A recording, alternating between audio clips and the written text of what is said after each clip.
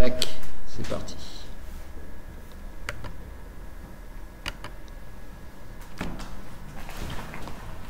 J'adore quand ça marche. Alors, donc pour ceux avec qui on parlait tout à l'heure, je sais que c'est celle-là.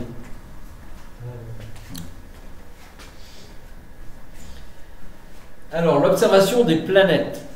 Alors, la première chose qui est importante, c'est de vous rappeler un certain nombre de notions. Parce qu'en fait, quand on observe à l'œil nu les planètes, on va constater un certain nombre de choses. Si on n'a pas pris en compte ce que je vais vous présenter là, on va finir par se poser des questions. Mais vous allez voir. Hop. Ah, voilà qui veut pas. Il va venir. Oh, il va démarrer. Petit pépère. Il ne veut pas démarrer.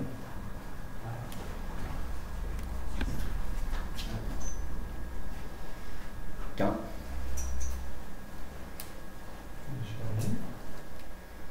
Ben oui, normalement, oui. C'est pas grave, on va le faire à la main.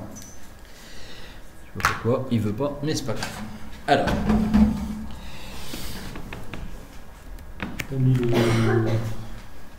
Alors, la première chose, c'est rappeler des éléments qui sont importants et qu'il va falloir prendre en compte quand on observe. La première chose, c'est de se rappeler que toutes les planètes ont leur propre vitesse de révolution. Je vous rappelle, la révolution, c'est le mouvement sur son orbite.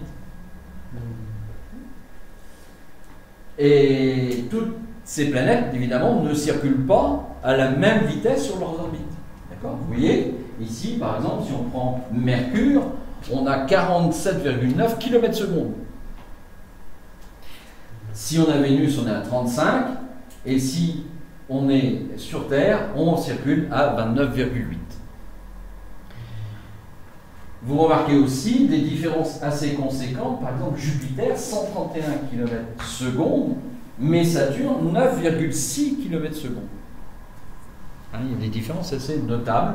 Après, 6,8 pour Uranus, 5,5 pour Neptune, on est à peu près, on est assez proche. Alors pourquoi on parle de ça? Parce qu'il ne faut pas oublier que nous sommes sur Terre et que l'on observe ces planètes circuler. Ce qui explique parfois le fait de la rapidité de certaines choses. Par exemple, Mercure, eh bien, si on l'observe, on va le voir s'éloigner du Soleil très vite et redescendre très vite. Il y a très peu de temps d'observation pour pouvoir regarder Mercure. Ça ne dure que 3-4 jours maximum. Et encore, je suis gentil. Dans les meilleures conditions, peut-être 2 jours, pas plus. Donc ça, c'est dû au fait qu'on ne circule pas de la même vitesse. D'accord ? Et la Terre sur elle-même, elle va... Et autour du Soleil? Ah bah, 365 jours. Ouais, mais par rapport à... Attends, on va... Ensuite, pour certaines d'entre elles, il est intéressant de se rappeler aussi qu'elles ont un angle de leur axe polaire. Ça, il ne faut pas l'oublier non plus. Alors, ce n'est pas très important pour Mercure et Vénus, vous voyez, 0, 1 degré. Alors, 177 degrés, c'est parce qu'en fait, le pôle est inversé là, pour Vénus. La Terre, 23 degrés. Mars, à peu près la même chose. Saturne, Jupiter, ça n'a pas un intérêt grandiose. Mais par contre, Saturne, 27 degrés. 27 degrés, ce qui vous explique que Saturne, quand on regarde Saturne, on n'a pas toujours la même vision de l'anneau. Forcément, avec un angle de 27 degrés, de temps en temps, on voit, si on est sur Terre et qu'on regarde en direction de Saturne, on voit le dessous. D'accord ? Quand Saturne arrive à 90 degrés de cette première position, eh bien, on va avoir les anneaux par la tranche. On va se retrouver à avoir les anneaux par la tranche.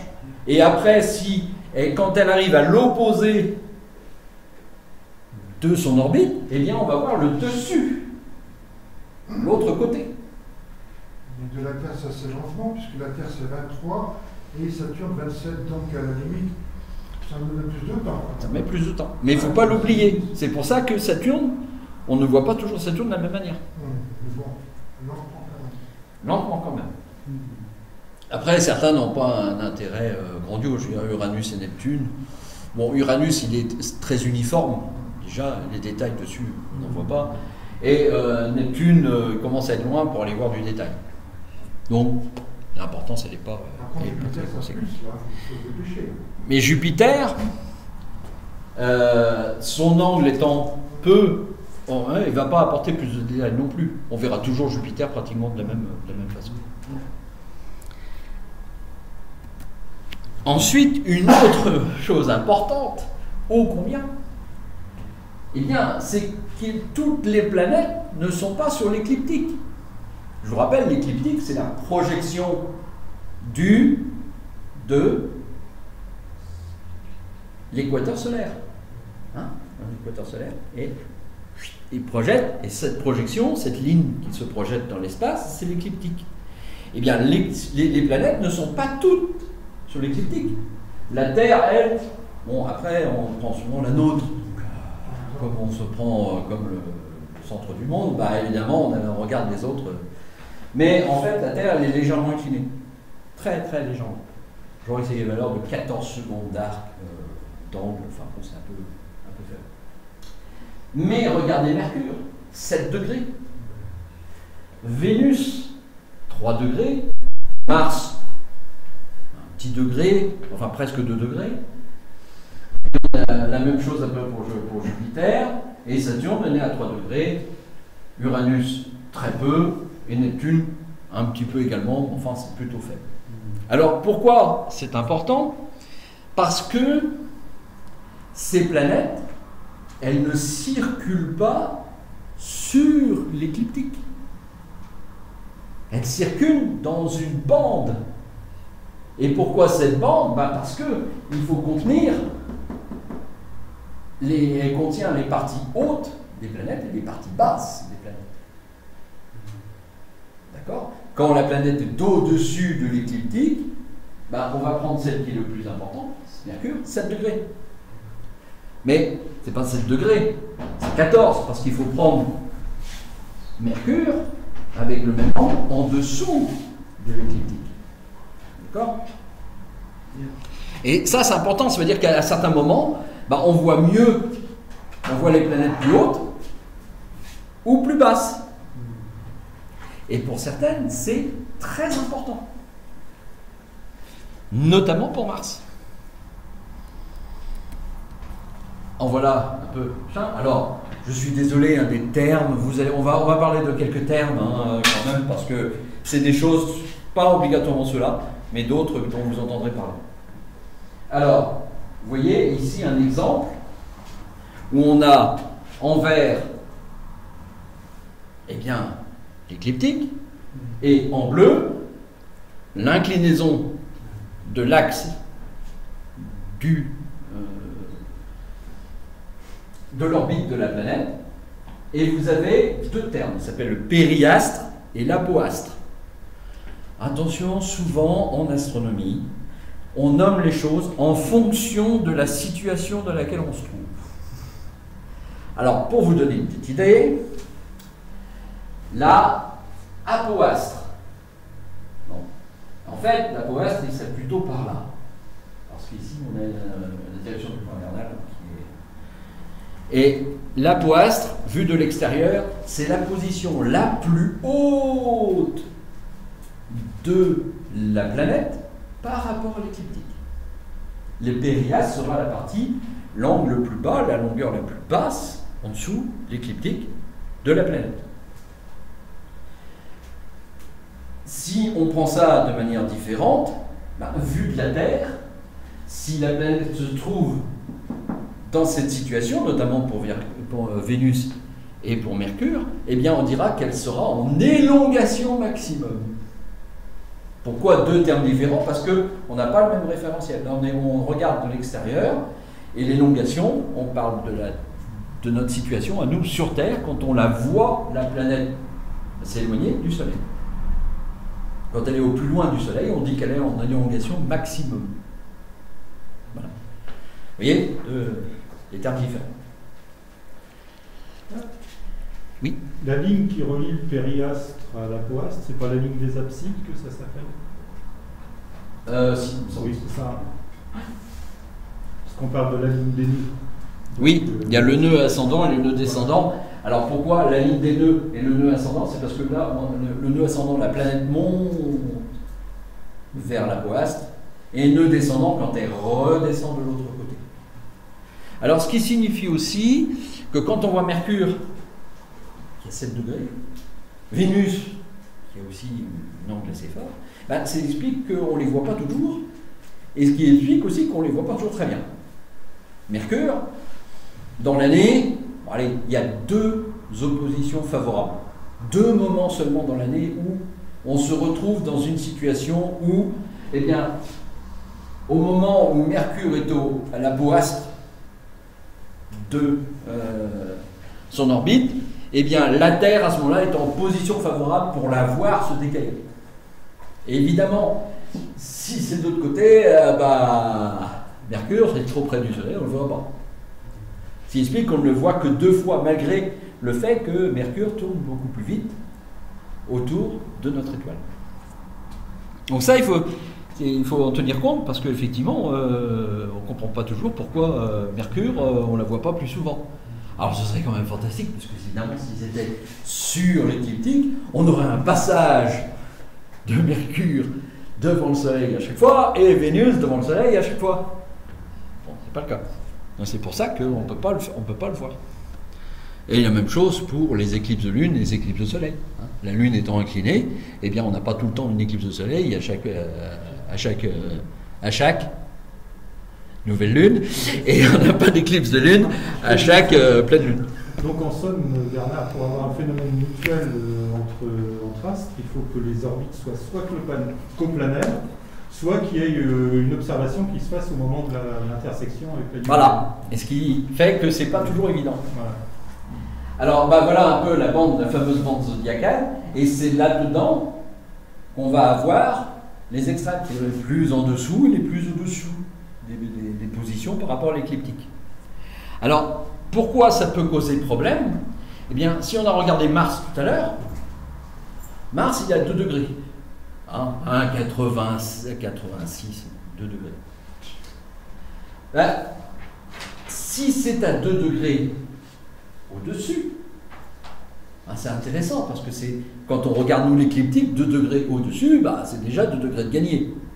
On a moins de turbulences, on a moins de... Bon, c'est plus favorable. Quand elle est en dessous et qu'elle est au plus près de la Terre, ça veut dire qu'à ce moment-là, malheureusement, c'est arrivé il y a quelques années, on a Mars qui est au ras d'horizon, qui est juste au-dessus de l'horizon, peut-être à 10 degrés, pas plus. Et malheureusement, elle est au plus près de la Terre, et finalement, on ne les a pas de manière extraordinaire. Donc les bonnes oppositions de Mars, c'est quand elle se retrouve au-dessus de l'écliptique et qu'elle est proche de nous. Vous voyez? Pas évident quand on tient compte de tout l'ensemble, des rotations, des révolutions, des axes. Enfin, quoique Mars est différent, parce qu'elle est peu inclinée sur son axe. Et là-dedans, il ne faut pas oublier que nous, on circule sur notre orbite pendant que la planète circule sur la sienne. Et si on tient compte de ça, vous voyez la position ici, en bleu la Terre et en rouge une planète, alors on va dire Mars, parce que je suppose qu'à l'origine le dessin était fait un peu pour ça. Eh bien, quand on le reporte aux étoiles, vous voyez, si vous regardez 1, 2, 3, 4, 5, la position de la Terre et les 5 positions de Mars, si on les projette sur le ciel, voilà le déplacement que l'on a de la planète sur le fond stellaire. Vous voyez, si on regarde la planète, elle avance dans ce sens, et puis d'un seul coup elle repart dans l'autre sens, il faut comprendre que c'est par rapport à notre position à nous. Ça, c'est beaucoup valable pour les planètes qui sont extérieures. À partir de Mars, pas les planètes intérieures, c'est moins machin, mais les planètes extérieures, c'est beaucoup plus visible. Et donc on a les surprises de les voir. On dit à ce moment-là qu'elles ont des moments rétrogrades, des moments où elles se stoppent sur l'orbite. Se stoppent sur l'orbite, c'est la position 3. Parce qu'en fait, d'un seul coup, les deux planètes circulent presque à la même vitesse. Et donc on va avoir Mars stationnaire. Et puis hop, on va le voir changer à nouveau et partir dans l'autre sens. Il sera rétrograde. Et donc c'est pour ça que je rappelle un peu les choses, pour que vous ayez bien ça en tête, hein, que quand on observe les planètes, eh ben, on peut voir des choses qui peuvent un peu surprendre. Et là, ça s'explique quand on regarde bien, on prend en compte leurs inclinaisons, leur vitesse et leurs mouvements propres. Alors, une autre, alors ça c'est extrait d'un bouquin que tout le monde connaît. Je pense que certains ont dû le reconnaître. Non? La fuite des étoiles. Alors, dans la fuite des étoiles, justement, il met ça, il met ces représentations pour bien expliquer comment les planètes bougent. Et donc là, et puis il y met aussi un terme, hein, vous voyez, conjonction, c'est-à-dire qu'on a Mars, Terre, Soleil, et on l'a également dans l'autre sens. Les conjonctions, c'est avoir l'alignement des planètes avec l'étoile. Là, on est en conjonction. Alors, quand c'est près, elle est près de la Terre, elle est en conjonction inférieure. Quand elle est à l'opposé, elle est en conjonction supérieure. Bon, voilà, c'est des termes. Et quand elle est sur le côté, vous voyez, c'est indiqué 3 et 4, 2 et 4, pardon, vous avez quadrature. Pourquoi? Parce que la Mars, en 2 et en 4, forme un angle de 90 degrés avec la Terre et le Soleil. Alors après, il y a quadrature orientale, occidentale. Bon, après, ça c'est des termes qui sont plus tellement usités. En voilà encore une autre représentation qui vous donne un peu pourquoi on a ces différences d'aspect quand on regarde. Vous voyez, si on est ici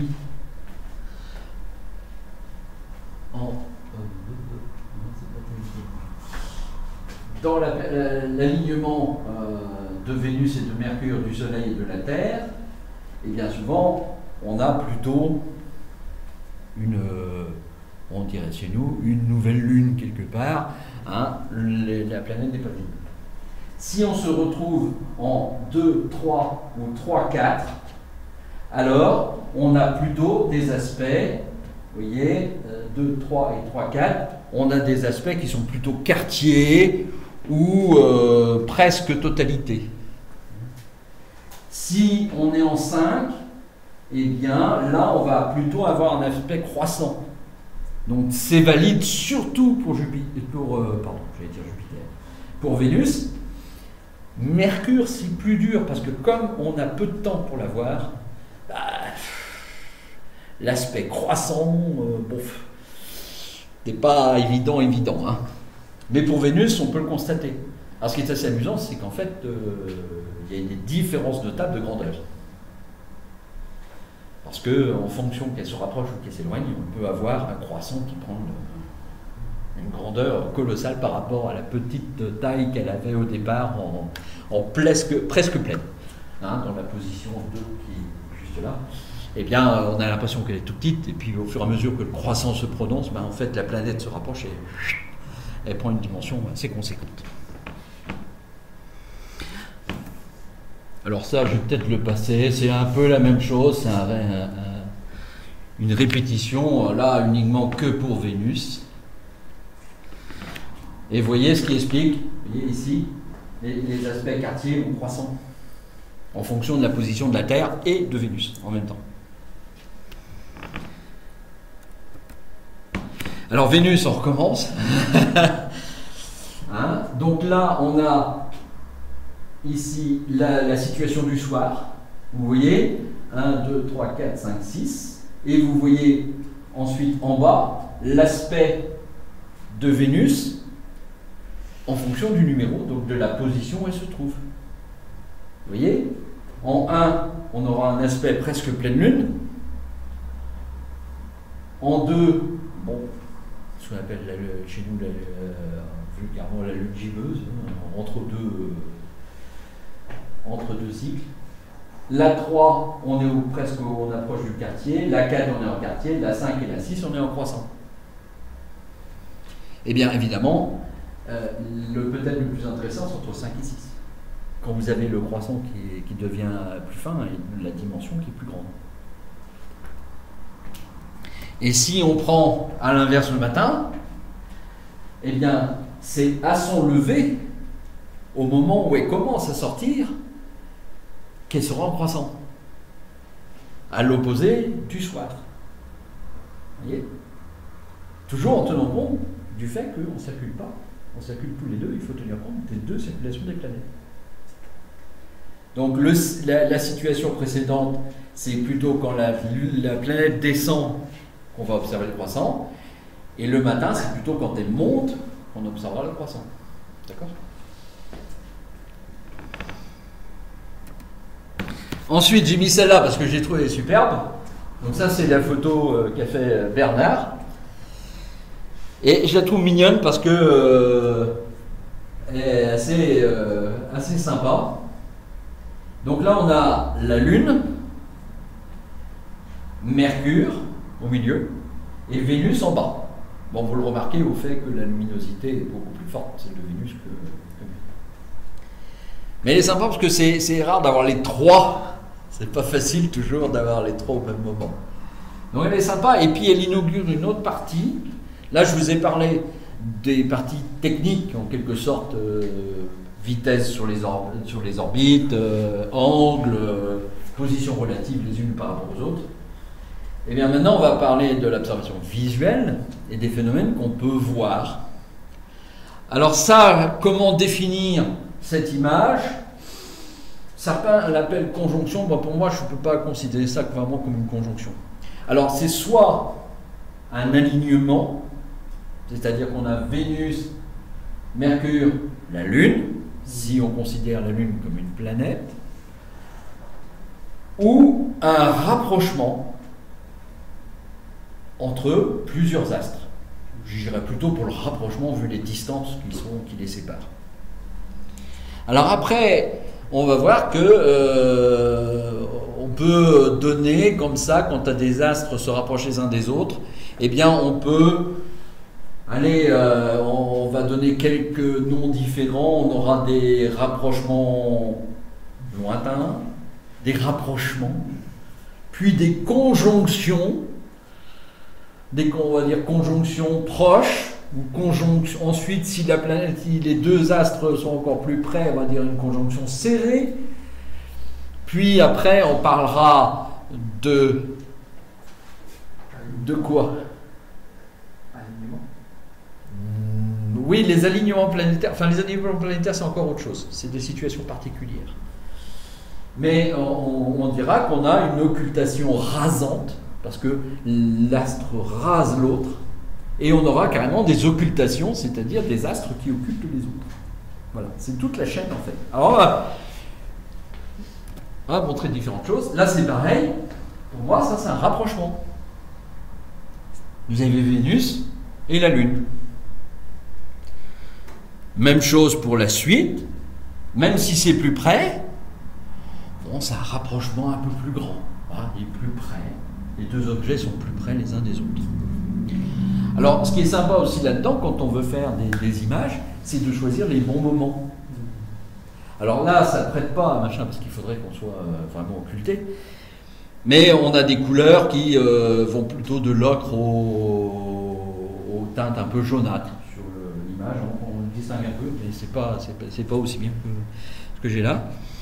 Si on revient sur la précédente, vous voyez, on a un super dégradé entre le bleu qui est en haut, qui rappelle qu'on va arriver dans la nuit, et le jaune qui est en dessous, et qui rappelle que le soleil ne s'est pas couché depuis si longtemps que ça. Donc, c'est des dégradés. Parfois, c'est sympa d'aller y mettre quelques nuages. Enfin, ça peut donner de très belles images. Et c'est des choses que j'aime bien. Moi, personnellement, j'aime bien quand il y a des images comme ça, c'est assez sympa. Après, on peut utiliser des objectifs différents en fonction de ce qu'on veut mettre. Si on veut mettre un paysage, si on veut agrandir un peu et avoir le rapprochement plus serré entre les deux objets. Voilà, en voilà une autre. Et là, il y a presque deux phénomènes. Hein.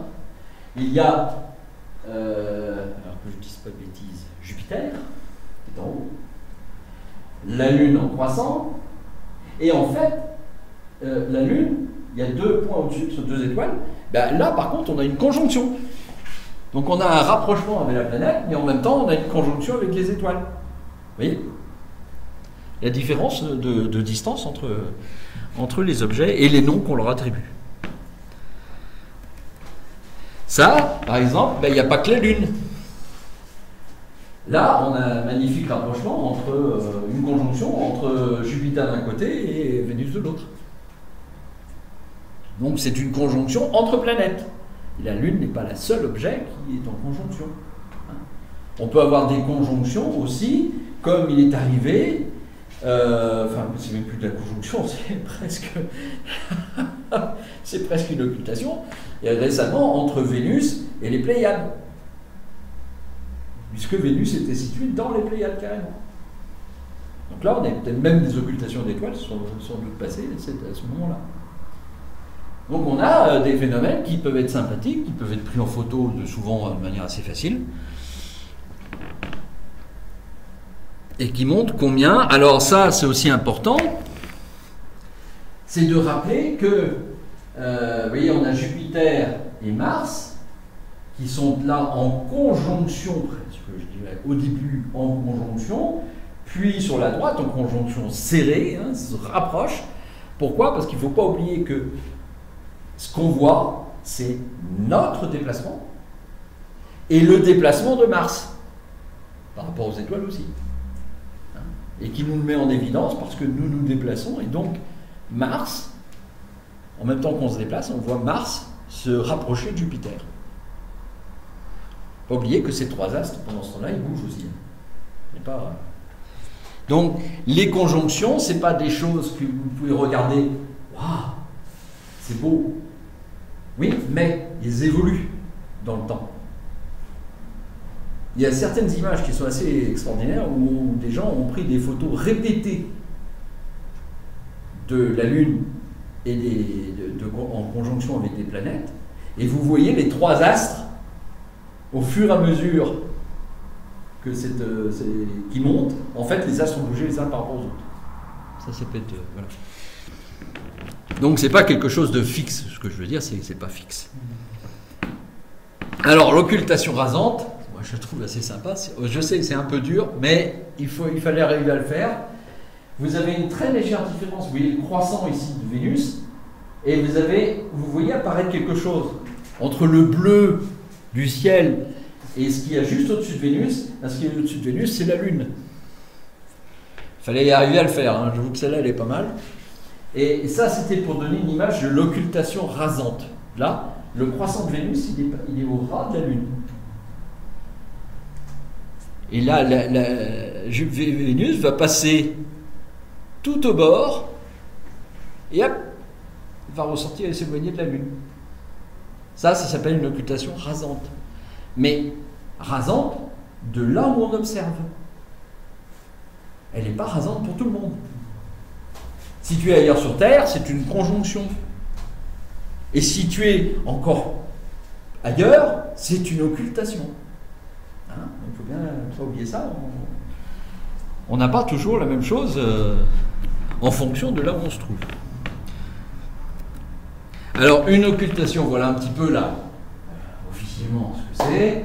Hein, vous avez l'entrée en 1, 2, la position à 90 degrés, c'est très scientifique, hein, la position de l'axe à 90 degrés du centre de l'objet qui occulte, puis la sortie en 3. Voilà. Alors pour vous donner un petit exemple, voilà ce que ça donne. Et Saturne,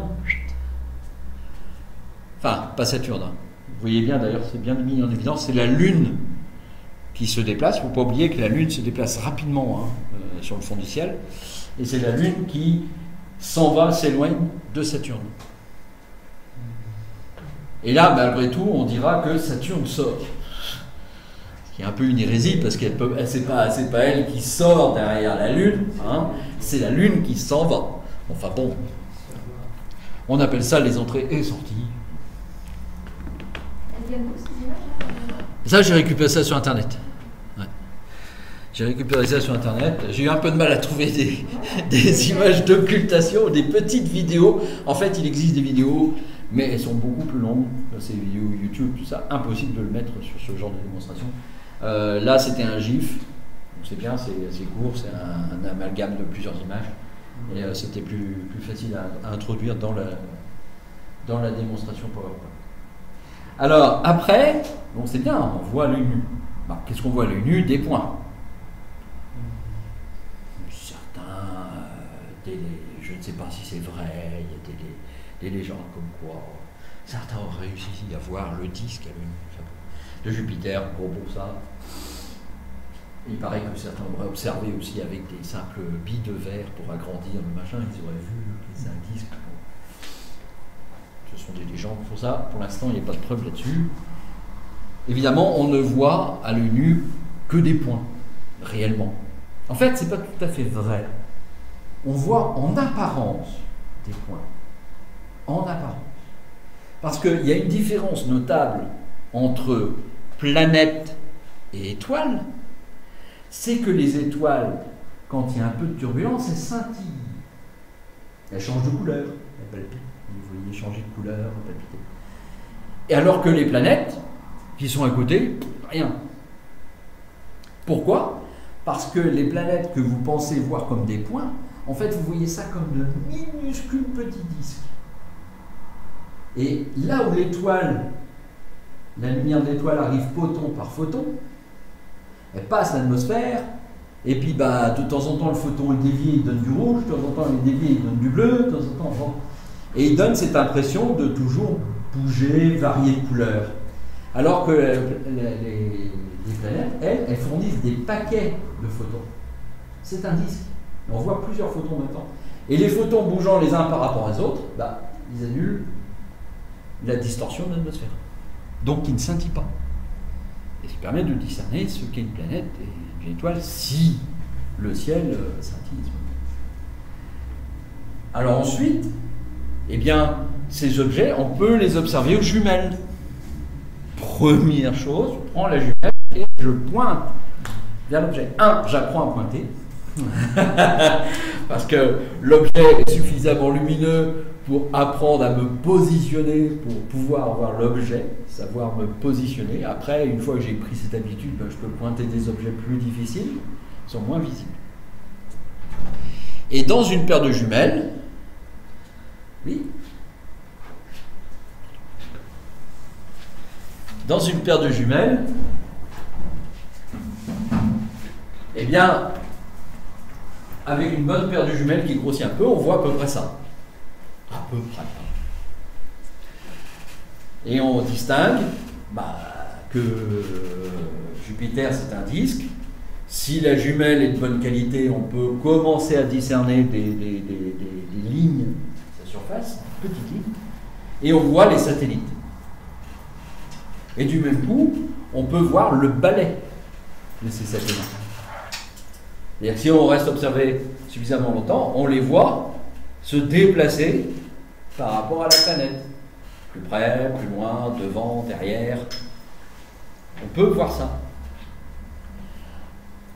Après, j'ai vu certaines images, les mecs se sont amusés à les imager. Bon. Avec un smartphone derrière carrément l'oculaire de la jumelle. Bon, ben voilà, quoi. Vous avez des petits points et puis un disque. Bon. Mais c'est drôle parce qu'on pourrait très bien s'amuser à faire des séries d'images avec la jumelle puis voir les points se déplacer les unes par rapport aux autres. Mais aux jumelles, ben voilà, Jupiter c'est à peu près cet aspect-là. Saturne, on voit l'anneau Parfois, on a du mal à discerner l'anneau de la planète, mais on voit l'anneau. On voit un anneau, une ligne. Ouais.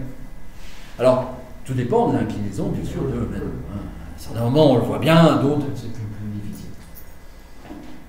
Mais Vénus, par exemple, eh bien, on peut voir le croissant.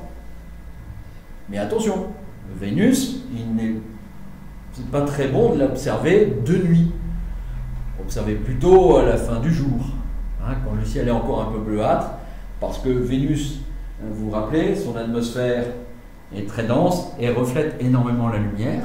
Et du même coup, quand vous la regardez avec fort contraste, elle va être très lumineuse. Vous allez avoir du mal même à faire la mise au point parce que on en prend plein les yeux. Donc quand on lui inflige un contraste moindre en ayant un ciel plus bleu, eh bien là on arrive à faire la mise au point et à voir correctement Vénus. Donc on ne l'observe pas de nuit et vite. À moins d'avoir un télescope qui grossit. Ensuite, je suis désolé pour la pub, mais j'avais que ça sous la main. J'avais que ça sous la main, j'ai trouvé ça vite fait, et bon, c'est pas une volonté, là, mais c'était juste que j'avais ça sous la main, et que c'était assez représentatif de matériel qu'on trouve. Matériel simple. Alors voilà, par exemple, avec ce genre d'instrument, eh bien, Jupiter, pas de problème, les bandes de Jupiter, les anneaux de Saturne. Le détail de l'anneau, c'est à voir, ça dépend du diamètre, ça dépend de la focale qu'il y a. La focale est assez courte à ce niveau-là, donc peut-être que ce sera un peu plus dur d'avoir des séparations dans l'anneau. Après, Vénus, très bien. Vous pouvez. Mars, dans les oppositions favorables, un petit peu, parce que Mars, bon, c'est pas une grosse planète, donc il faut parfois grossir suffisamment pour avoir quand même du détail planétaire, mais quand elle est près de la Terre, même ça permet de voir le disque et ça peut être intéressant. Vous avez d'autres versions, un peu plus sophistiquées, comme celle-là par exemple, avec sa petite mallette et tout. Et puis vous remarquez que vous avez aussi le petit bouton jaune, hein, qui est un démultiplicateur de vitesse. Ça permet de régler finement l'image, qui vous évite d'avoir des mouvements trop abrupts. C'est des réglages fins. Donc ça, c'est peut-être plus intéressant. Ensuite, eh bien, il faut tenir compte des oculaires. Je suis désolé aussi, moi j'ai été vite fait, hein, j'ai pris tout le paquet au même endroit. Alors je le présente parce que, pourquoi j'ai pris ça, c'est parce que Zégoni, ils fournissent des lots. Alors c'est intéressant pour ce que je voulais en dire, c'était d'avoir une image de lot, pas d'oculaires les uns après les autres, mais tous ensemble. Alors, vous avez évidemment le choix des oculaires. Avec un instrument, vous allez choisir les oculaires qui vous conviennent. Et après, souvent, on choisit les oculaires en fonction aussi de l'état du ciel. Si on grossit trop dans un ciel qui est mauvais, vous allez augmenter les défauts. Donc il faudra grossir un peu moins. Quitte à perdre le diamètre un peu... Non, mais avoir une meilleure image. Donc c'est pour ça que je mettais, c'est parce qu'on a le choix des oculaires et on peut aussi les varier, ces oculaires, puisque si vous en avez par exemple 2, vous pouvez faire 4. Hein. Je vous rappelle qu'il y a un matériel qui s'appelle la Barlow et qui vous permet de passer de 2 oculaires que je possède à l'équivalent de 4, puisque la Barlow multipliant la focale, si on a un oculaire de 30, il devient un 15. Si on a un oculaire de 20, il devient un 10. Donc on a 4 oculaires en n'ayant que 2 réellement, plus une Barlow. Voilà. Donc, ne pas oublier, ça c'est des éléments aussi qui rentrent en compte, d'avoir des choix de grossissement en fonction de l'objet qu'on veut observer. Évidemment, oui, pardon. J'ai ajouté les Barlow, on a même des Barlow maintenant à focale variable. En plus, oui. En plus. Ça fait zoom. En plus. C'est génial ça. Voilà. Mais après, le prix va avec aussi, puisque techniquement, il faut que... Bon. Sachant qu'à chaque fois qu'on change de focale, c'est comme si on changeait d'instrument. Voilà. Donc, finalement, on fait un débours, mais on fait l'économie également des instruments représentants. Voilà. Donc après, bon, il faut faire un choix. Alors voilà le genre de matériel. Donc c'est un doubleur de focale. La lentille est en bas. Hein, et vous avez remarqué la délicate attention du fabricant, puisqu'il a été mettre en haut, hein, non seulement un système de serrage pour bloquer, mais un filetage pour pouvoir monter les appareils photo ou les caméras directement sur la barre lourde. Délicate attention parce que c'est quand même très pratique. Alors voilà le détail, hein, vous voyez, c'est 1,25 en diamètre, et puis M42 au pas de 75 pour pouvoir faire l'imagerie. Mais c'est assez fiable pour mettre un appareil photo sur un papier aussi. Ah oui, oui, oui. Bah, tu sais, tu mets c'est à peu près, c'est presque l'équivalent des bactés.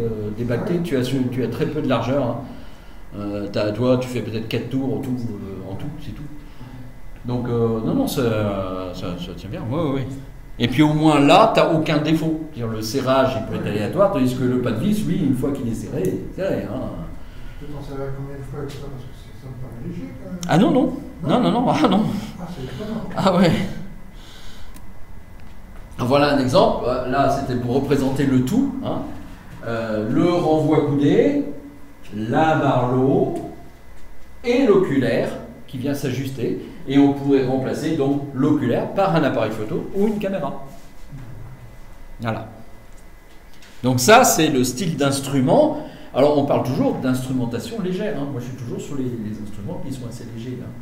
Pas sur du télescope, du plus gros télescope. Là, pour l'instant, on est dans le léger.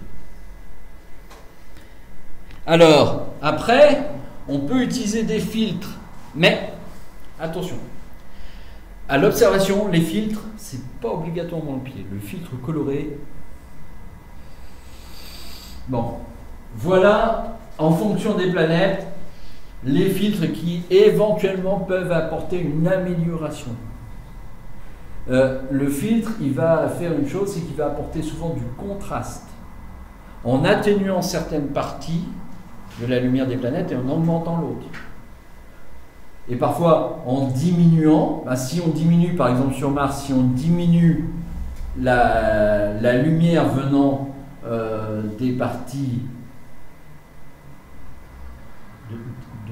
j'allais dire des parties non maritimes, parce que c'est toujours pareil, comme on reporte sur les autres. Bon, les plateaux continentaux, on va dire ça de Mars, eh bien on va les assombrir, ce qui va augmenter leur contraste sur l'image.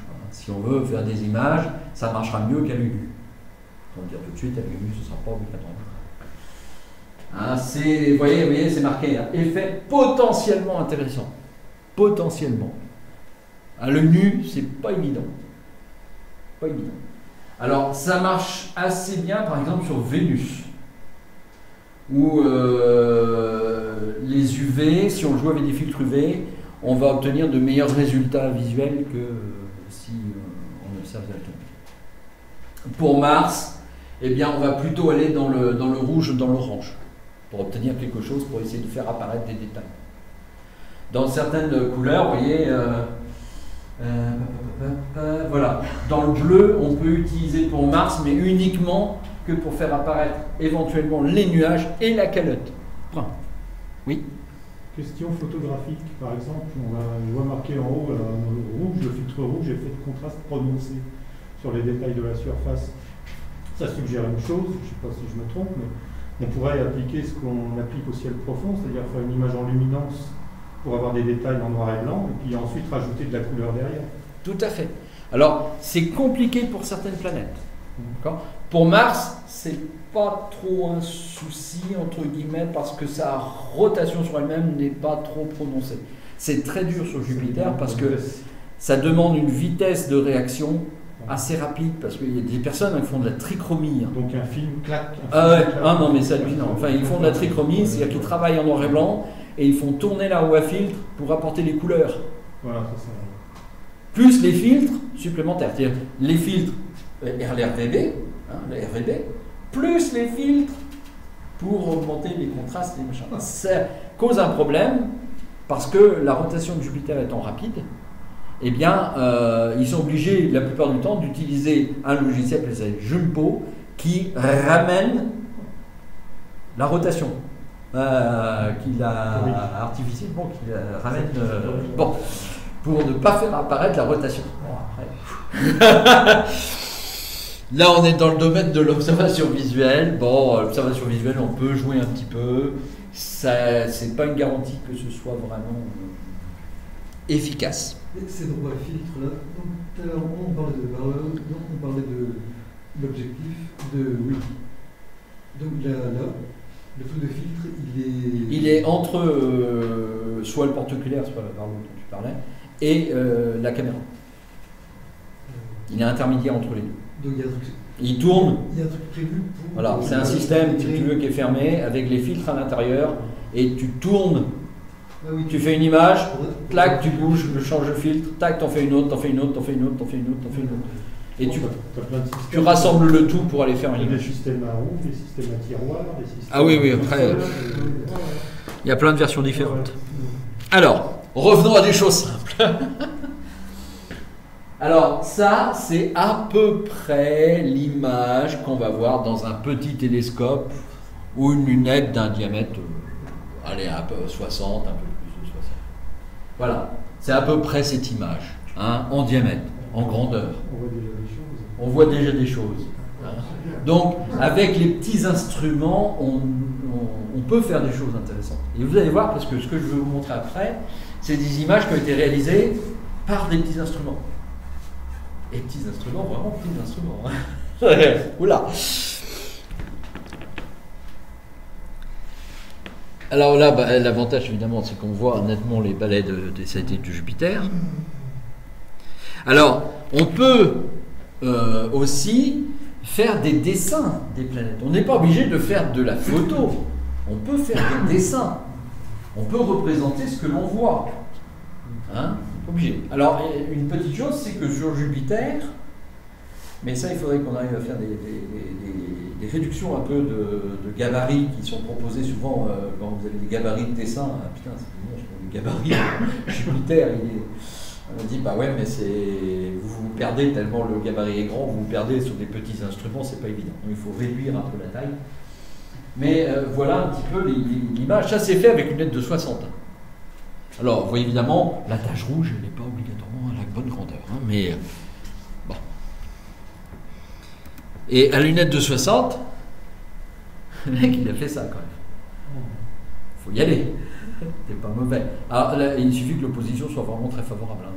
On a quand même du détail dans l'opposition. Et il a dit s'il avait mis des filtres ou quelque chose. Non, moi j'ai juste les machins, on a que les données, les détails. Mais il y a du détail. Il y a des petits détails. Après, bon, on peut se planter. Attention, hein, l'œil, il ne faut pas oublier que l'œil est quelque chose qui s'adapte, qui fait parfois voir des choses qui n'existent pas hein, aussi. Hein. Les fameux canaux martiens. Hein. Ah, j'ai une petite machin. Lowell avait fait aussi des canaux mercuriens. Hein. J'ai trouvé ça il n'y a pas longtemps. J'ai dit putain, il avait fait des canaux sur Mercure. D'ailleurs, déjà le temps d'observation de Mercure, hein. Il était fort ce Lowell. Alors, après, on peut utiliser, si on veut faire de l'image, des petits instruments. Alors là, c'est dommage que Brigitte ne soit pas là, parce que l'autre jour, elle m'a dit qu'elle n'avait pas réussi à le faire. Je lui ai dit, bah vas-y, montre-moi, parce que j'aimerais savoir. Donc ça, c'est un support qui s'adapte directement sur l'oculaire. Alors, ça peut paraître simple. Bon, apparemment, ça l'est pas. Non, parce que la difficulté, l'appareil photo, déjà, il faut le sortir de sa coque. Parce que, voilà, ensuite, il faut le fixer sur la platine. Et il faut surtout s'assurer que la fixation soit suffisamment puissante pour pas que ça bouge. Voilà. Or, le problème d'un smartphone, vous avez vu maintenant, hein, c'est du verre dessus, dessous, partout. Alors, ça glisse comme un rien, et ça peut tourner, ça peut translater dans tous les sens. Et certains systèmes, bon, celui-là est peut-être mieux, mais moi j'en ai un, il est épouvantable parce que c'est tout le temps en train de bouger. Et il faut serrer les mâchoires en permanence, voilà. Avec un seul bouton. Hein. Voilà, voilà. C'est un peu le cas. Alors, mais il y a des griffes sur le côté qui maintiennent le smartphone en place. Ça, c'est bien. Ça, c'est une bonne chose. Et souvent, maintenant, ils mettent les zones de contact avec le smartphone, c'est une espèce de mousse qui vraiment empêche le mouvement en fait. Alors là, moi, la solution que j'ai trouvée, c'est de prendre le smartphone, de le positionner dedans, avant même de le mettre sur l'oculaire, de le positionner dedans, je dis bon, voilà, la position, bon, c'est bien celui-là. Je le centre pas tout de suite, mais je le serre, déjà. Puis je viens mettre sur l'oculaire, parce qu'il ne faut pas oublier, il y a une chose qu'on oublie souvent, les oculaires, ils n'ont pas tous la même dimension. Et qu'il y a des oculaires plus gros, plus petits. Bon. Si vous le changez, même dans la même gamme, bah, vous pouvez avoir des oculaires avec des diamètres un peu différents. Donc attention. Donc vous sélectionnez l'oculaire qui va vous intéresser, vous le positionnez, vous fermez un petit peu, tac, vous le desserrez juste un peu pour le sortir. Et après, je viens positionner l'objectif au milieu et j'affine ensuite. Au final, je le repositionne devant et puis je regarde bien si je peux jouer légèrement tout en étant serré. C'est vrai que c'est assez délicat. Mais une fois qu'il est en place, il ne faut pas oublier une chose aussi, c'est d'agrandir. Vous pouvez agrandir une image sur un smartphone. Parce que ce qui va arriver quand vous le prenez, c'est ça. Vous allez avoir vignettage ici tout autour de la Lune. Bah, vous voyez le bord du champ de l'oculaire. Ça ne sert à rien si on étire un peu. Oui. Alors, il faut étirer un peu pour que le bord de champ disparaisse et qu'on intègre l'image dedans. C'est le principe de ce qu'on utilisait autrefois, c'est la digiscopie. C'est-à-dire qu'on venait mettre un appareil photo, un petit, souvent les petites versions, et on mettait en face de l'oculaire, très utilisé pour les observateurs d'oiseaux, par exemple. À une époque, digiscopie avec un tube, c'est un tube qui se monte carrément, puis on peut régler sur le côté le grandissement, et puis l'appareil photo est posé avec l'objectif. C'est toujours vrai. Et ça marche. Un de ces jours, il faudrait que je vous montre des petites photos que j'ai faites avec l'appareil photo, pas le smartphone, mais l'appareil photo, pas mauvais. Donc on peut arriver à faire des petites choses avec des moyens qui ne sont pas trop conséquents. Donc à l'assaut, on avait acheté justement la version précédente. C'est peut-être celui-là, cette version-là. Et en supplément, c'est intéressant parce qu'il y avait le câble avec le déclencheur. Fantastique. Un câble déclencheur. Bon, Claude nous a appris il y a quelques années qu'on pouvait utiliser les écouteurs. Vous savez, les écouteurs pour le smartphone, vous avez quelque chose pour régler le plus ou le moins pour le son, en intensité de musique, du son. Et bien, ça fait aussi déclencheur. Ça fait déclencheur, oui. Ça déclenche la vidéo, ça déclenche. Voilà. Donc c'est une double utilité, donc c'est intéressant. Alors après, si on veut aller un peu plus loin, je suis désolé, il faut trouver l'image, toujours pareil. Alors, les images, c'est avec ce genre de petits instruments. Vous allez voir. Et alors là, derrière, c'est une caméra. Donc, je vous l'ai mis parce que il n'y a pas que le smartphone, on peut utiliser aussi ce qu'on appelle des oculaires caméras. Et les oculaires caméras, ils ont un avantage et un inconvénient. Je vais vous expliquer pourquoi. L'oculaire caméra, c'est bien, parce que c'est quelque chose qui est pas trop, qui est plutôt léger, comme ça ne va pas porter un poids trop important. Bon, il y a toujours le câble, ça, difficilement s'en passer. Ensuite, ils sont bien parce que souvent ils sont d'assez bonne qualité, les images qui sortent d'assez bonne qualité. Souvent, les pixels sont adaptés à la taille des images.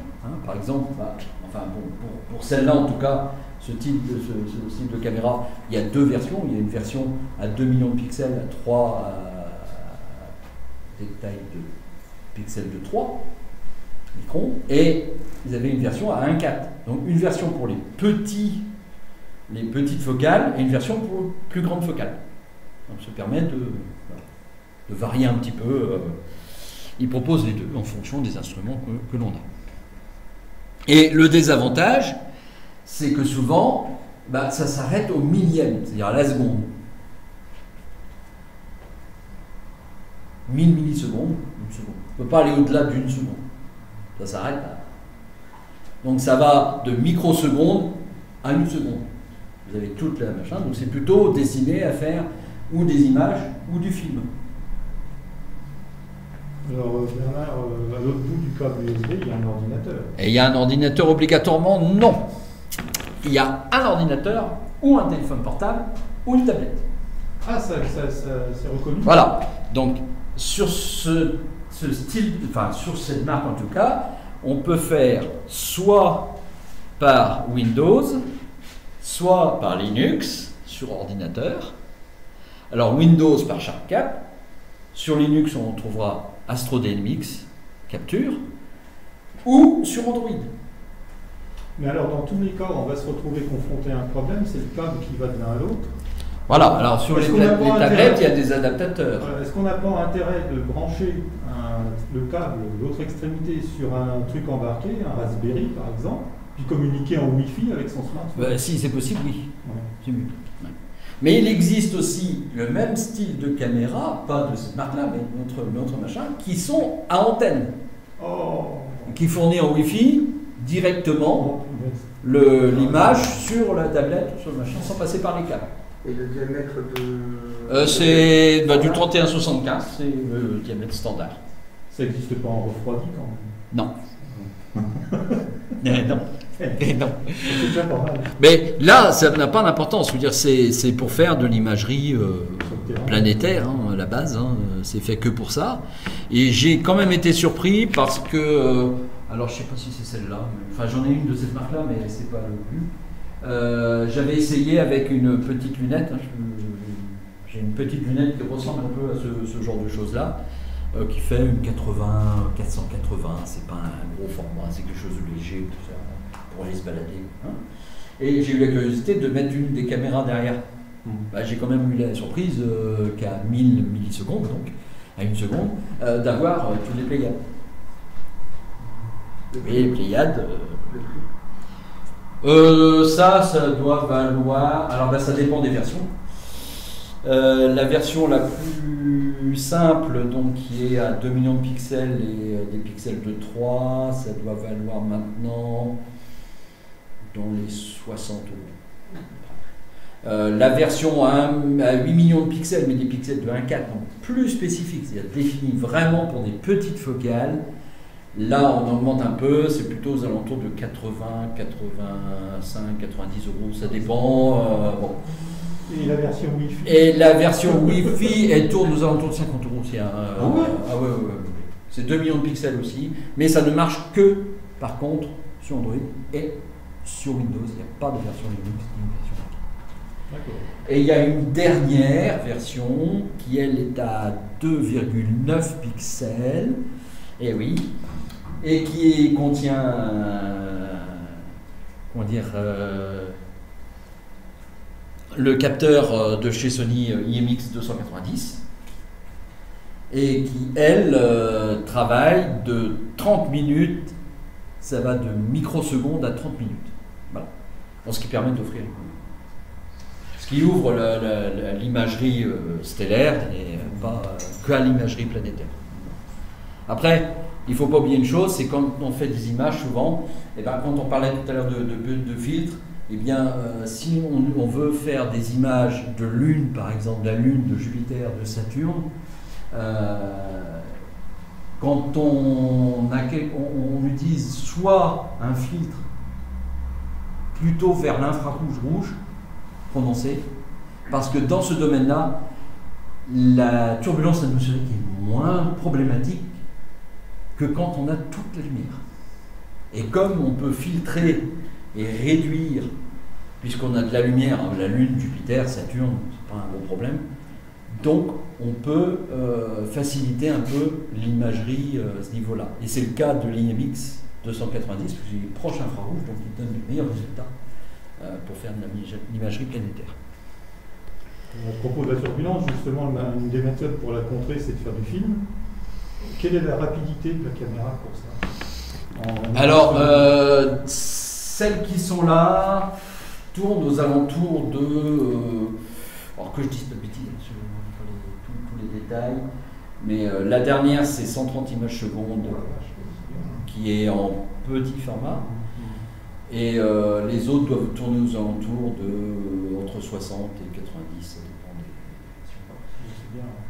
des. Ce qui est largement suffisant pour faire les choses. Et il faut rappeler une chose, c'est que en astronomie planétaire, un des avantages, quand on veut faire de la vidéo ou de la photographie, un des avantages, c'est qu'on n'a pas besoin d'avoir tout le capteur. On s'en fout.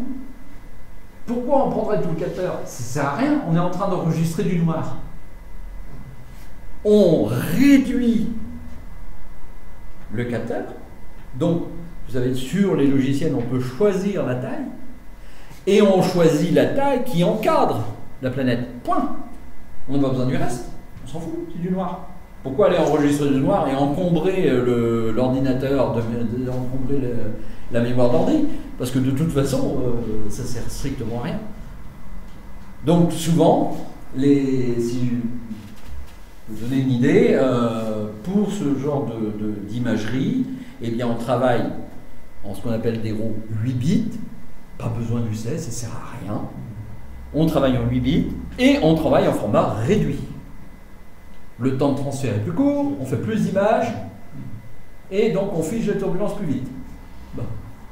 Que cherche le peuple? Comment on réduit? Dans les logiciels, tu réduis. C'est-à-dire que tu peux avoir un choix de, je vais dire une bêtise, 1900 par 1600 par 1080 et tu as des versions 600 par 900 ou 600. Dans certaines versions, tu peux le positionner.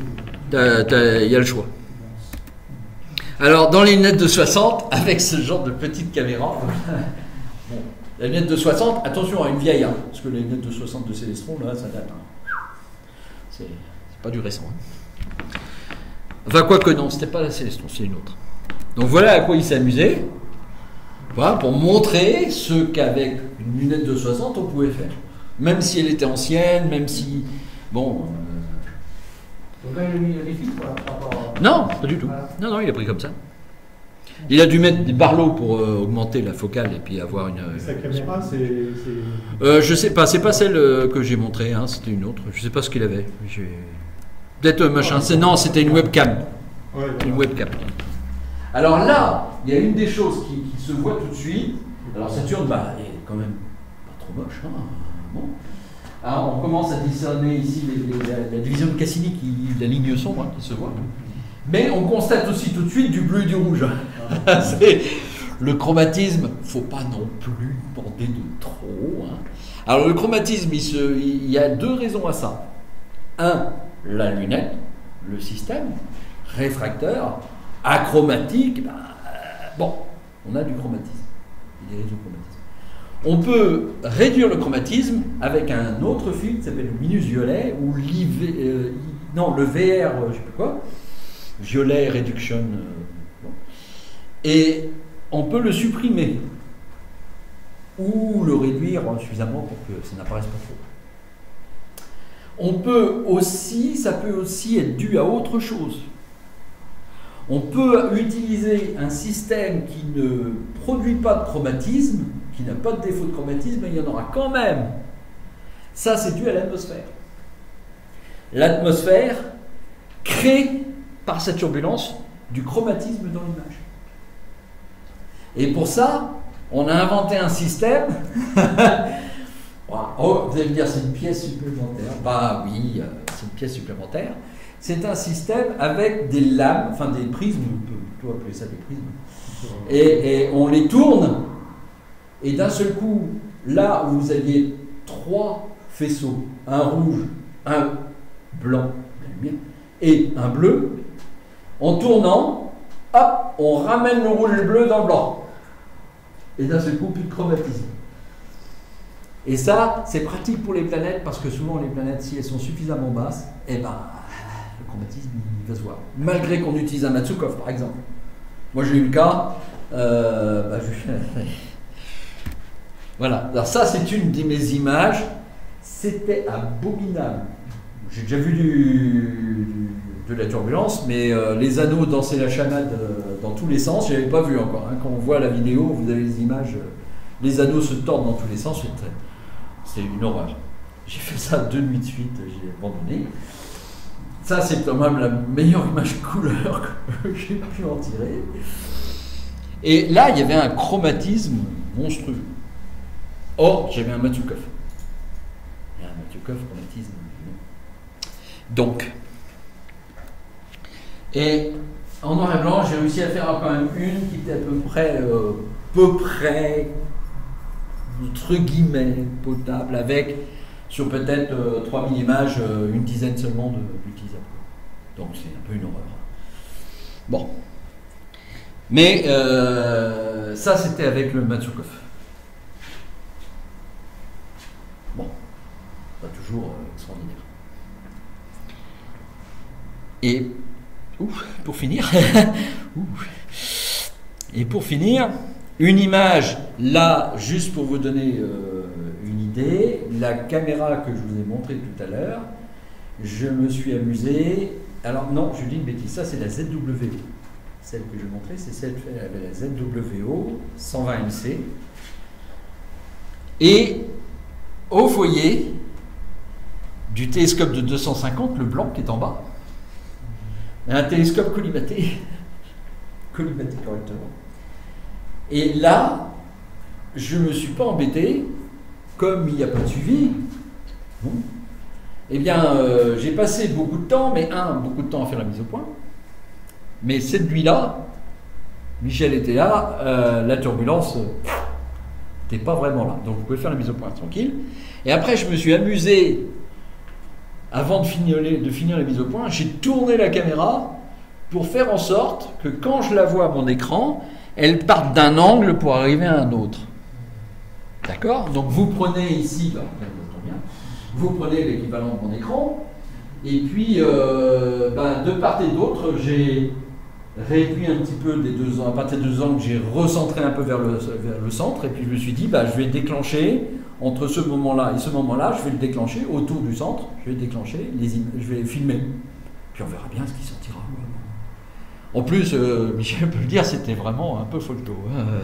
C'était vite fait le mercredi soir, on sort le télescope, on dit tiens, on va regarder, puis si j'ai la caméra, on va faire juste un test. Bon. Alors, il n'y a qu'un seul défaut, si j'ose dire, c'est que malheureusement, sur l'époque, j'utilisais le logiciel ASICAP, et j'ai coché la mauvaise gaz. Comme il enregistrait en avis, il a dématricé en avis. Donc j'ai dit petit carré qui est là, mais si on le regarde de loin, l'image, on ne voit pas les carrés. Mais si on regarde de près, on voit que ça. Mais c'est juste pour vous donner une idée. Donc sans suivi, un peu à l'arrache quand même, vite fait, puisque Michel, on a dû faire, si je ne me trompe pas, 4 ou 5 photos de la Lune après. Vite fait, et puis Michel me dit bon attends, il commence à être tard, hop, on a rangé le matos et puis terminé, quoi. Vous voyez, c'est vraiment fait un peu n'importe comment, voilà. Alors quand on regarde de loin, on voit si vous vous rapprochez, vous allez voir les carrés. Mais si on regarde de loin, en dehors des petits carrés sur le dentier, tient pas compte, pour du vite fait, sans suivi, c'est pas trop mal. Après, il faut traficoter un petit peu sur les logiciels photo pour récupérer la couleur comme il faut. J'ai des tas de versions. J'ai une version plus claire, plus bleue, plus sépia aussi. J'ai même fait une vieille version sépia pour rigoler. Mais voilà un petit peu avec des choses qui sont pas trop compliquées, quoi. C'est surtout ça. Je veux pas faire des choses compliquées, mais juste montrer qu'avec du matériel qui n'est pas trop important, sans filtre, il n'y a pas de filtre.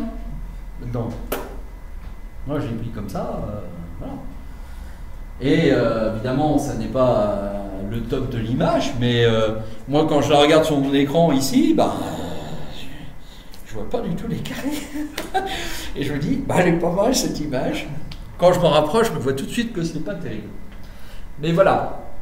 Donc tout ça pour vous dire qu'on peut observer les planètes à l'œil nu, on peut faire du dessin, on peut faire de l'image avec le smartphone. Ce que j'ai expliqué là, avec la caméra, c'est valide pour le smartphone. Vous mettez la planète un peu dans l'angle, vous filmez, vous la laissez se déplacer, pas trop loin, vous prenez le film, et il y a des logiciels qui décomposent le film, et qui vont tout réassembler les images, les sélectionner, les meilleurs, et assembler les images. Et à l'image finale, elle ne sera pas si mauvaise que ça, en fait, avec des moyens un peu faibles. Pour Oui. la mise au point, c'est pas trop galère. Alors pour la mise au point, là l'avantage c'est que j'avais l'ordi. Donc c'est un avantage. L'ordi, je lui demande d'agrandir l'image, je fais ma mise au point. Alors si c'est galère, hein, je te le confirme, parce que c'est délicat quand même. Hein, sur Jupiter, c'était pas évident d'arriver à trouver des détails, à faire apparaître les détails comme ils le sont là. Si je te montrais l'image brute, tu comprendrais tout de suite que ça n'a pas l'air comme ça.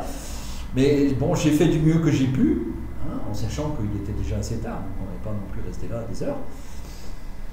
Et après, c'était l'orientation, j'ai affiné un peu la mise au point après l'orientation pour pas que... Est-ce qu'il n'y aurait pas un moyen de faciliter les choses? Ah si, en équatorial. Voilà, ouais. En pointant une étoile brillante, est-ce qu'on peut imaginer mettre un système d'aigrette? Tout à fait. Et puis, tout à fait. Alors ça L'image que vous avez vue en départ de la Lune, hein, avec l'indication au-dessus, observation des planètes, le toute première diapo, eh bien, ça, c'est ce que fait Seb. C'est-à-dire que Seb, il dirige sur une étoile, il a le bâti-neuf, il règle la mise au point, et on part sur la Lune, terminé. C'est ça. Voilà. Et là, on peut faire ça également sur... ça devrait être un protocole régulier, quel que soit l'objet photographique. Ouais. Alors après, il faut avoir le bâti-neuf, machin, il faut savoir le faire, ça se fait. Et puis là, c'était pas le but, si tu veux. J'aurais bien aimé ce soir-là. Oh, qu'est-ce que j'aurais aimé ce soir-là, avoir le temps pour le faire et à faire des choses. Voilà. J'aurais aimé, parce que celles de Saturne que je vous ai montré précédemment, c'est fait 2 jours après. Il faisait toujours beau. Je lui dis, ouais, super, je sors tout le matos, machin. Et en fait, le ciel, la qualité était déplorable. Danser les anneaux de Saturne comme ça, je l'ai pas vu souvent.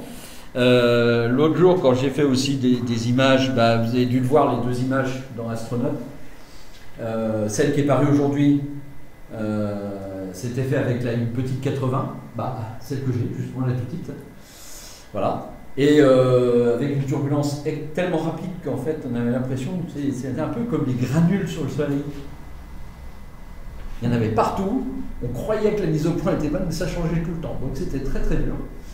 Et c'est fait que l'image ne devrait pas avoir rendu. Puis j'ai fait un film, donc il faut que je retravaille pour essayer peut-être de sortir une image qui soit valide, en espérant qu'il y ait une de bonne sur l'ensemble. Et quand on voit les vidéos, il y a des doutes. Et l'autre, je l'ai fait 2 jours. Celle qui est parue la semaine précédente, je l'ai fait 2 jours. Alors, c'est noir derrière, mais enfin on trafique avec les logiciels, on assombrit le ciel, bon. Mais là, j'avais moins de turbulence et on voit que la netteté commence à être un peu plus sympa, même s'il est difficile de jour d'arriver à faire une bonne mise au point sur la Lune, c'est pas évident. Mais voilà, c'est un exemple. Donc on peut arriver avec une toute petite, elle n'est pas grosse, avec une lunette, la caméra, elle n'est pas non plus exceptionnelle. Et ben on arrive quand même à faire des choses sans trop de difficultés. Et les photos, elles étaient prises sur trépied. Les photos de Lune, c'était un trépied photo, ma lunette, la petite caméra, et hop, je fais la mise au point, je regarde, tac, oh, ça n'a pas l'air mal, paf. Voilà, ça se contente de ça. C'est des tests, hein. Moi, je faisais ça juste pour faire des tests, pour voir un peu comment ça pouvait réagir. Et puis j'avais choisi, pour faire cette photo de Lune, j'avais choisi la caméra qui avait des 1,4 pixel. Parce qu'elle agrandissait et puis elle allait chercher les détails des petites images, elle allait chercher les détails. Donc ça permettait d'avoir une image. Mais maintenant que j'ai testé et que je me dis, vivement que je la mette sur une monture équatoriale, que je prenne le temps de faire les choses et que j'aille faire une image, un film.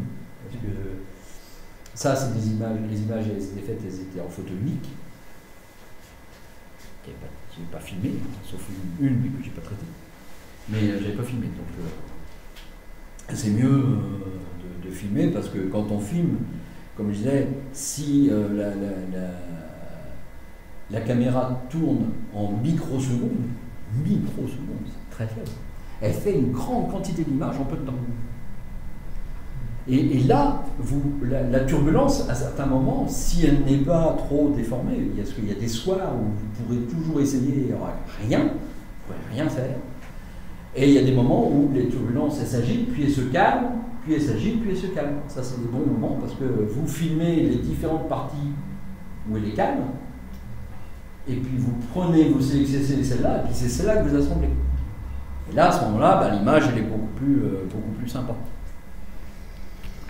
Comme celle-là, on va relancer juste le diaporama, voilà. Voilà. Celle qui est là, celle de la Lune.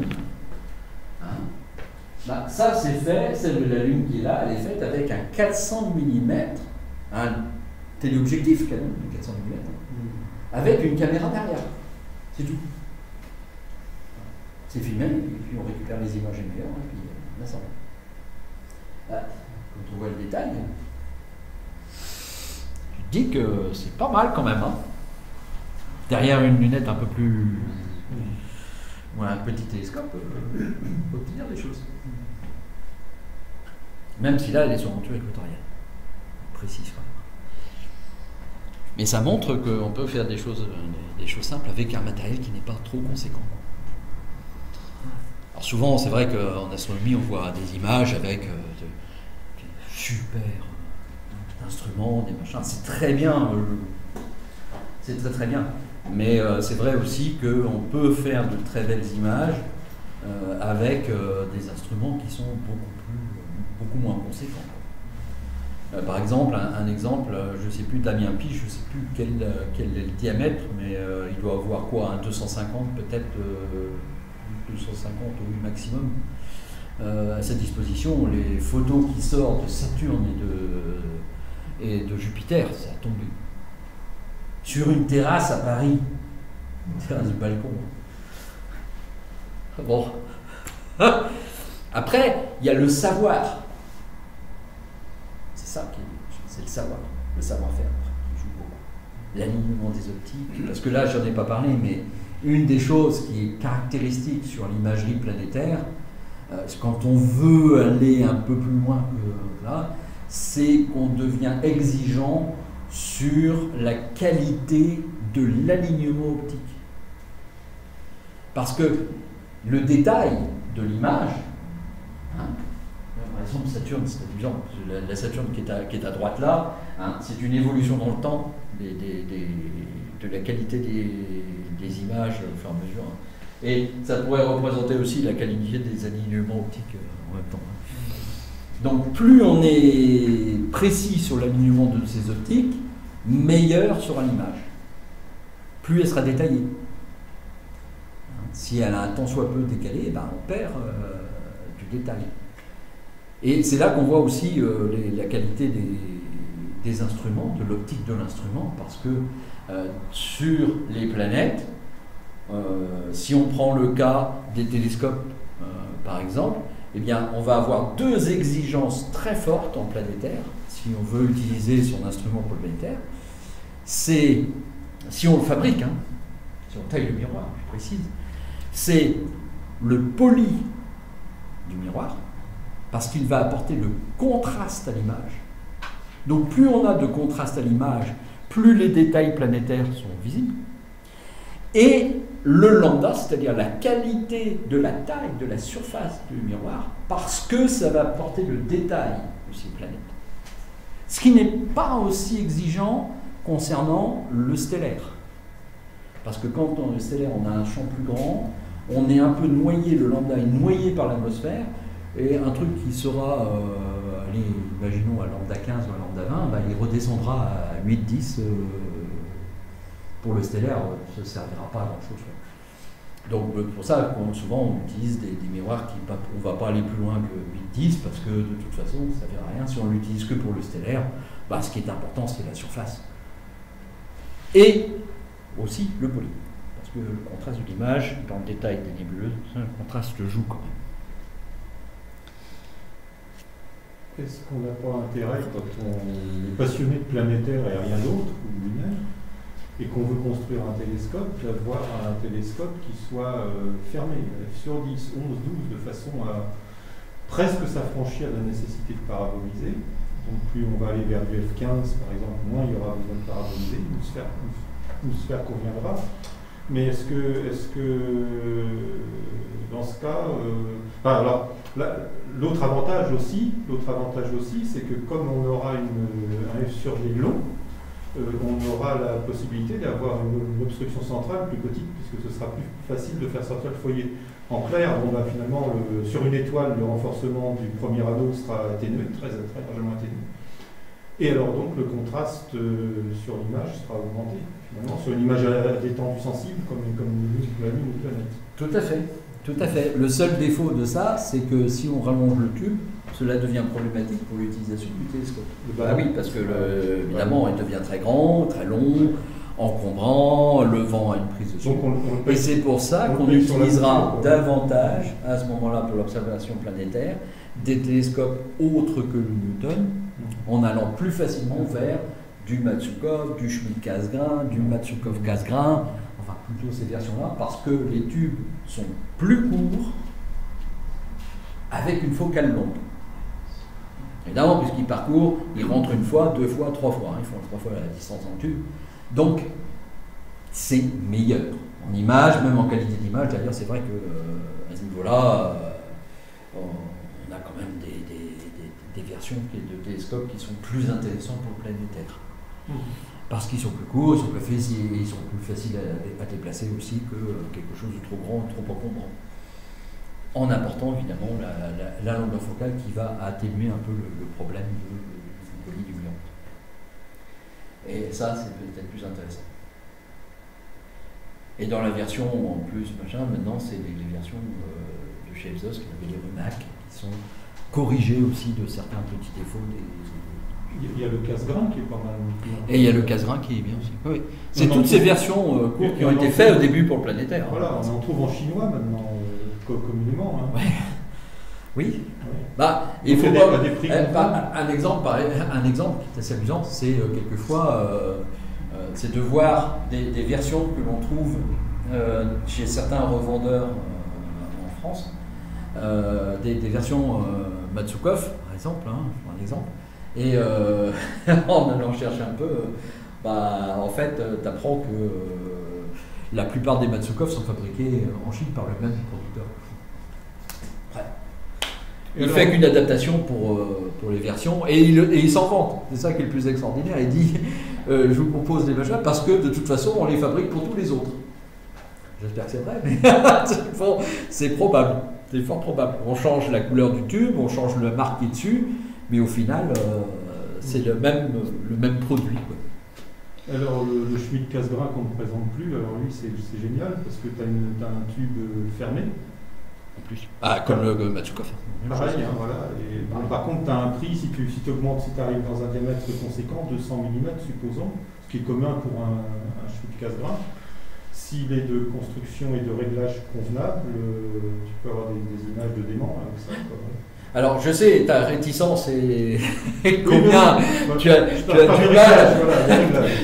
Tu as du mal quand tu parles des Schmidt-Cassegrain. Non, mais je comprends. Je comprends qu'un mec qui alors, par exemple, je te donne un exemple. À ce niveau-là, Michel peut en témoigner.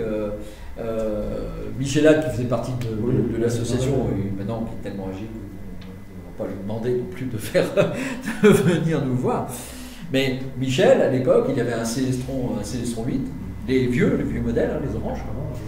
Et Michel, il te faisait une mise en station. J'ai vu faire une mise en station un jour, il s'était planté, il a fait une mise en station en un quart d'heure.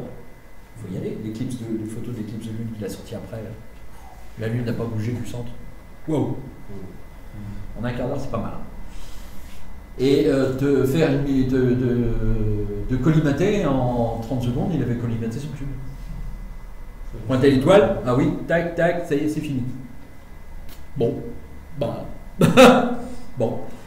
Mais comme je disais, je le fais tout le temps. Donc, parfois, j'arrive, tac, il y a juste à toucher un peu, paf, ça y est, il revient. Donc, voilà, c'est où ça passe, ou ça passe pas. Alors c'est vrai que pour les Schmidt-Cassegrain, c'est un peu le défaut, c'est que on a ces 3 vis à l'avant avec la vis centrale pour tenir. elles sont courtes, il faut très peu toucher pour que ça change. Alors que le Matsukov casse-grain, les vis sont à l'arrière. Une fois que c'est réglé, pour le dérégler, à part le jeter contre un mur, je ne vois pas trop. Comme je disais à Bernard, qui me parlait justement d'instruments, je lui ai dit, oui, la lunette, elle est réglée d'usine, à moins de la laisser tomber par terre. Si on en prend soin, elle ne va pas bouger. Certaines lunettes, on trouve ça chez Elsos ou d'autres machins, vous avez quand même les vis. Vous avez les 6 vis au cas où. C'est réglé, mais au cas où vous seriez imprudent, que vous fassiez n'importe quoi, c'est quand même prévu de pouvoir régler. Alors, il faut ajouter que la plupart des fabricants, enfin ceux qui sont sérieux, recommandent d'envoyer l'optique, de sortir le barillet avec le machin. Et de régler quand même. Ça retourne à l'usine pour faire parce que parce que c'est, vu la qualité des optiques, c'est délicat de faire quelque chose de précis. Mais c'est quand même envisagé. Mais les Matsukov, c'est pareil. Le Matsukov, une fois qu'il est réglé, parfois ça peut légèrement bouger. Petite chose, on touche à peine, tac, il se règle. C'est très léger. Et pour le bouger, il faut y aller, quoi. Alors là, je parle de télescope. Télescope. Pas d'optique photographique. Parce que le jour, Claude, il dit une chose, c'est qu'il n'y avait pas de vis. Il n'y a pas de vis sur les objectifs photographiques. Parce que les objectifs photographiques sont équipés pour ce qui concerne le domaine russe, encore une fois, parce que moi j'ai un objectif photographique Matsukov qui se règle avec de 6 vis. Mais chez les Russes, c'est pas le cas. Je parle là de la firme Elsos parce que maintenant Elsos regroupe pratiquement tous les objectifs. Ils ont même récupéré Helios, le vieux objectif de Zénith qu'ils ont entièrement revu et corrigé. Eh bien, ils font toujours des Matsukov, des petits Matsukov, soit la version 1000, soit la version 500, mais Astro, comme on a tous les deux. Et celle-ci, pour faire bouger le miroir, en fait, tout le système support miroir est sur un système hélicoïdal. Donc c'est en tournant la bague que tout le système se déplace. Alors ça, pour le faire bouger, il faut toujours courir. Là, c'est pareil, à moins de le laisser tomber, je ne vois pas comment. Donc on a quand même là du matériel qui, la collimation, elle est très très faible. Une fois qu'elle est bien faite, après, si on en prend soin, elle ne doit pas bouger. Voilà pour les observations planétaires. Je ne suis pas rentré dans le détail, c'est-à-dire à partir du moment où on va utiliser des instruments plus gros, parce que c'est pas le but du jeu. Le but là est de vous montrer qu'on peut, avec du matériel simple et petit, faire des choses déjà intéressantes. Si déjà vous vous mettez à faire quelques images ou quelques dessins avec le matériel que vous avez, ce sera déjà pas mal. Et si un jour on veut aller plus loin, en ce moment-là, on en parlera plus loin.